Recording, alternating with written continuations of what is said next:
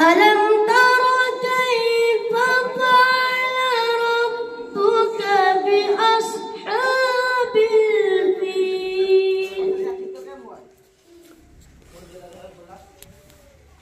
ألم يجعل كيدهم في